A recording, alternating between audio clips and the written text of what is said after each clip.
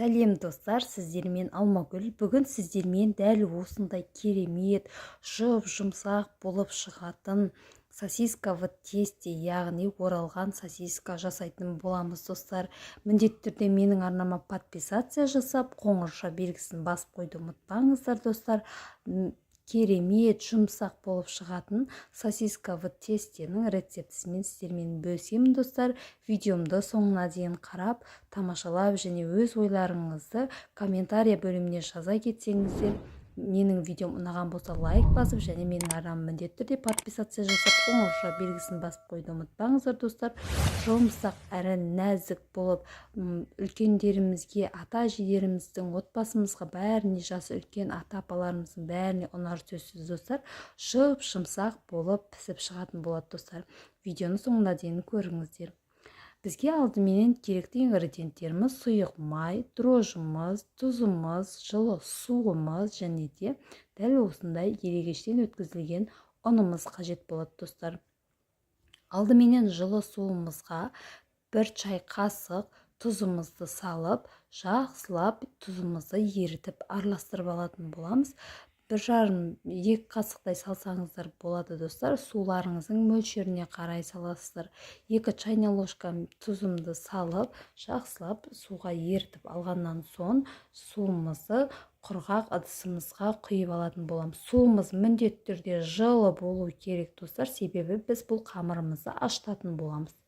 Жылы суымыздың үстінен сұйық майымызды құямыз. Оны да жақсылап қасықтың көмегімен араластырып алатын боламыз. Сүтпен де елесеңіздер болады. Судың орнына сүт қолдансаңыздар да болады достар. Менде сүт болмағасын жылы сумен елеп жатырмын. Дәл осылай үстінен енді дрожжымызды салып алатын боламыз. Дрожжымызды жақсылап араластырып аламыз қасығымыздың көмегімен. Енді осы массамыздың үстінен ерегіштен өткізілген ұнымызды бірнеше бөліктерге бөліп, қолымыздың көмегімен жұмсақ қамыр елеп алатын боламыз достар. Қатты жұдырықтап басып елемейміз, жай ғана бір қолымыздың көмегімен жай ғана осылай ұн мен суды жақсылап араластырып жұмсақ қамыр елейтін боламыз. Қолдарымызбен қатты басудың қажеті жоқ достар. Осылайша ұндарымыз салып, жақсылап қолымыздың көмегімен жұмсақ қамыр елеп аласыздар. Достар, барлық қосқан ингредиенттерінің грамм мөлшерлерінің барлығын осы видеоның төменгі жағында описание бөліміне қалдыратын боламын. Міндетті түрде көріп жасап көріңіздер. Достар, менің инста парақшама да тіркеліп қойды ұмытпаңыздар. Міне дәл осындай жұмсақ қамыр елеп бетін жауып 1 сағатқа, кемінде 1 сағатқа қойып қоямыз. Тез көтеріледі достар. Оған дейін біз осындай мұсылманский сосискаларымды бір ыдысқа салып, оның үстінен ыстық суға құйып 15-20 минутқа қойып қоямын достар.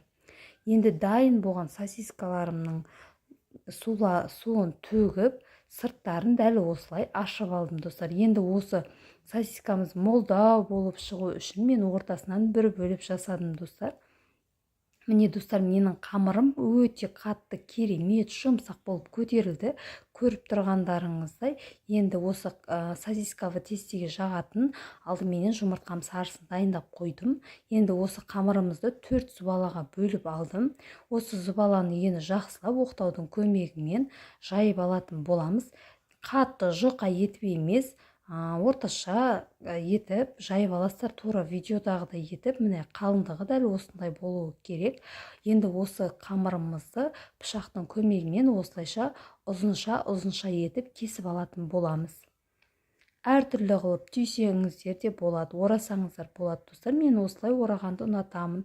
Осылайша сосискамыз алып, бас жағын кішкене қайтарып, осылайша орап алатын боласыздар, дәл видеодағыдай етіп достар.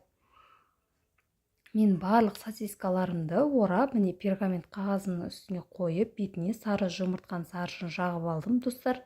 15-20 минутта ғана 200 градуста пешке пісіріп алдым. Менің сосисковый тесте, яғни оралған сосискаларым дайын болып шықты достар. Өте жұмсақ, нәзік болып шықты. Балаларым сүйсініп, тағы да берші деп біразын жеп қойды достар. Өте жұмсақ, ата-енемдерге, отбасыма барлығына ұнады достар. Міндетті түрде жасап көріңіздер достар. Видеом ұнаған болса, менің арнама подписация жасап, қоңырауша белгісін басып қойды ұмытпаңыздар. Маған лайк басып, және өз ойларыңызды комментарий бөліміне қалдыра кетіңіздер достар. Өте дәмді болып шықты достар.